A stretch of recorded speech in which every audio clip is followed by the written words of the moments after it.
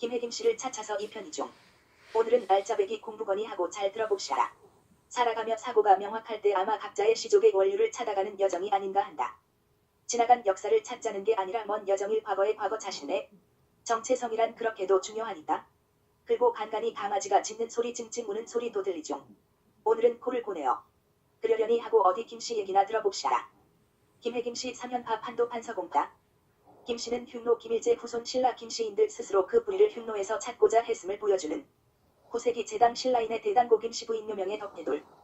1954년 중국 산시성 시안시 동쪽 교회 곽가탄에서 출토된 이 묘지명에서 신라 김씨는 소고금천씨 한 무제 때 흉노 휴도왕의 왕자 김일제로 혈통이 이어진다. 864년 5월 29일 향년 32세로 사망한 제당 신라인의 묘지명 대단고 김씨 부인 묘명. 현재 알려진 제당 신라인 묘지명으로는 유일한 금성문이라고 밝혔다. 이 묘지명은 1954년 중국 산시성 시안시 교회에서 출토돼 현재 시안시 비림박물관에 소장 중이다. 종전 보았던 푸른 초원의 지도를 기억하죠. 검은 선으로 점철된 곳이 신라임. 지금의 마이 먹었다가 아니다. 아직도 이 좁은 남한 땅에서 신라 김씨의 시조가 출발했다고 알고 있는가 아니다. 김부씨가 한인천재의 낭랑으로부터 출발해 고조선과 단군을 그것뿐인가. 아리안족 중동까지 뻗어나가 지배했던 훈족의 뿌리였다. 에드 37까지 때는 고구려 대모신원. 흉노란 오랑캐란 뜻이 아니고 중국이 역사를 기술할 때 자신들의 정통 외엔 전보 주변을 오랑캐라 했다. 북적이란 그 좋은 애다. 신라라는 이 민족은 변한 이종자들이며 한인천재 묘의 후손들이다. 한인천재 집안의 아내는 부영이라 하고 그 뜻은 떠오르는 태양을 맞이하는 여자. 그 태양은 삼족으로 상징을 대신한다. 고구려 신라 일본으로 이어진다. 왕의 아내는 즉 신녀라는 직책이다. 김씨는 고구려이며 진시환 이어 하우의 후손들이다. 나중 안시성을 한인천재 또는 알라가야라 불리며 안파견이라고도 한다. 이서구광이 일본 이세지방으로 단군에 변형된 이름 모모타로로 함께 떠나게 된다. 일본 규슈 야마토 신무천왕이 된다. 신공황 후에 일본 서기가 그걸 증명한다. 가르 단군의 아히루 문자가 본격적으로 펼쳐진다. 아히루 문자와 가림도타가 엄연히 다른데도 한국은 일본이 우리의 글을 가져갔다고 거품을 물곤 했다. 아주 빡빡 우기는 데는 일가견 있다. 말갈족의 뿌리 세종은 가림도타를 각색해 문자를 창제했다고 구슬했다. 세종의 일시도 조금 있다 등장하니 들어보시기 바란다. 암튼 신라 국조의 어머니 동신성모는 양쯔강 뉴역 소고금천 식당 절강성 개경에 모셔져 있다. 김부식은 왕보로부터 전해 들었다. 김부식이 송나라로 가서 김씨 원래는 묘씨의 왕의 계보를 직접 송해 사신 서극이 남긴 고려도경을 통해 확인하고 돌아왔다. 1111에서 1117년. 김부식이 삼국사기를 날조로 짓지 않았다. 날조는 이시 후예들의 짓이다. 세종 빼고 자신들이 애비의 계집기까지 치마들 추며 추태를 부리며 더럽게 놀았던 탓에 뇌졸증까지 간간히 오던 만성 스트레스에 시달렸던 이방원의 짓이었다. 조선왕조실록을 기록한 사관이란 목수 걸고 매일을 기록하던 자들이다. 거짓이 없었다. 세계가 격찬한 사관 기록이다. 그래서 이씨와 김씨의 사건을 아는 놈은 안다. 우리가 다르고 역사가 다르다. 김도는 같은 말 묘시왕조 김부식 자신의 뿌리를 그렇게 지었을 리 만무한데 학자 선조에 대해 살펴보면 역사를 근거로 삼국사기를 집필했다. 또 한 가지 눈여겨보리는 역사상 영웅이란 호칭으로 살다간 아들 낳은 애미는 주군의 총애를 입고 신전에 거하며 누군가와의 동침으로 태어나 왕이 된 자들은 아버지가 누군지 불분명한 걸 인정해야 했다. 특이한 점은 그간 삼국, 사국의 역사에 늘 왕의 탄생설화의 아리나, 용, 지렁이 개구리 등등이 등장한다.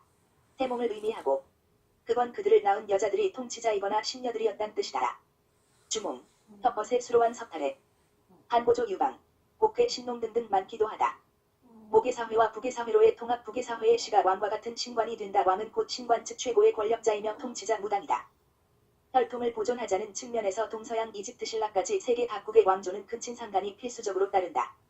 바빌론부터 고주몽 예수까지 아버지가 불분명한 건 잠깐 짚고 넘어가지. 예수 그랬잖아. 마리아가 아이를 잉태하자 이런 개사기 당했다고 혼인도 하기 전, 동침도 하기 전 애를 베고 시집오려는 말이야.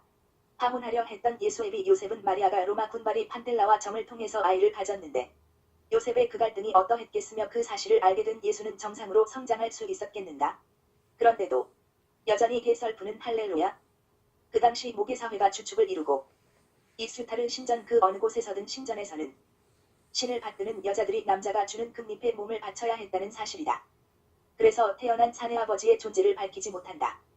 신녀와 정을 통한다와 창녀와 다를 바 없는 여자들이란 후대의 불편한 진실 때문에 역사는 언제는 각색되고 윤색된다.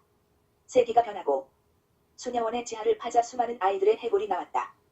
하느님 이름으로 버려진 아이들이었다. 서양은 그렇게 신녀라는 직책이 현대의 우리로서 바라볼 때 여성으로서 비극이다. 그중 동양에선 신과 통하는 강력한 존재가 입에 칼을 물고 작두를 탔던 주몽의 여자 소선호였다. 신녀란 동양권에선 무당이고 서양에선 뭐라 하나? 신녀라는 장녀. 그 이상도 그 이하도 아니다. 내가 가고 싶어 가는 게 아니라 사실이다. 말 나온 김에 한국은 기미박이라지 어디 이씨도 파보자. 태조 이성계가 고구려인이 아닌 말갈족 즉 만주족 태생이다. 그러다 역사에 기록된 그의 출생이 함양이 아닌 전주 이씨라니? 이것이 현재 이씨가가 안고 있는 불편한 진실이다. 앞뒤가 전혀 맞지 않는 완전한 날조다. 왜 그래야 했을까? 부끄러움 때문이다. 이씨란 선조가 명과 협약해 고려를 쳐버리고 배신하고 쿠데타를 일으켜 자신이 스스로 이씨 조선을 세워 왕이 되었기 때문이다. 그리고 땅을 나눠 가져 자진해 중국의 속국이 되었다. 그보다 더한 치욕적 군주는 역사상 단 한 마리도 없었다. 민족적 개념은 그의 머리에 있지 않았다. 권력, 즉 저만 잘 살자 했던 것이다. 그러나 드라마 그놈의 드라마는 왜 그랴 뻥도 존나게 치는 역사가 되잖아. 무슨 위대한 이씨조선 것도 500년간 중국의 속국. 있는 대로 여자아이까지 조공 바치던 굴욕의 노예로 살면서 이제는 소녀상은 또 뭐임. 그렇게 자주적이고 나라 사랑이 뼈에 박힌 민족이었던 것처럼 전주 이씨로 세탁기로 확 돌려 전주에서 출생한 몇 대라는 후손들에 의해 족보 작업이 들어간다. 족보를 잘 살펴보면 뚝 자라먹은 부분에 대해, 그러므로 그의 족보 계열에 대해 어느 것 하나 신뢰할 수 없다. 어찌 보면 가장 파렴치한스런 존재가 결국 세상의 지배권을 쥔다는 맥락과 같다. 말갈족이나 만주족은 누가 권력을 쥐고 있었는가? 바로 역사를 갈리게 한 원인들이 속속들이 뚫고 나온다. 원의 구빌라이칸의 뿌리가 세종까지 내려온다. 애초 이성계와 김부씨는 근본부터가 달랐다. 이 시도 살짝 맛보기로 살펴보자. 이성계의 아버지 족보는 이미 밝혀졌다. 어머니는 신녀가 아닌 그저 산에서 풀뿌리나 캐먹던 고구려 여자였으며, 그래서 태어난 남자가 결국 고조선을 분열로 파탄낸 악역은 말갈족 이성계였다. 우리에게 이 시성을 가지고 들어온 것은 고조선이나 그건 귀화한 이 모시라라는 존재가 이 시의 선조이며 그들이 오늘날 이 시의 후예다. 전주에는 산적도 없는 선대조상이 전주 이 시의 뿌리 날조의 족보다. 그러나 김해김씨나 김씨는 뚜렷이 역사서에서 출발한다. 이제와 족보가 무슨 상관 있겠는가마는 근본은 알아도 나쁠 게 없다. 역사도 믿을 수 없지만 김해김씨 족보는 믿을 수 있다. 김씨 얘기가 하고 싶을 때 김수로왕의 딸 일본으로 간 역사 기록 이야기 3편 올라옴. 안녕.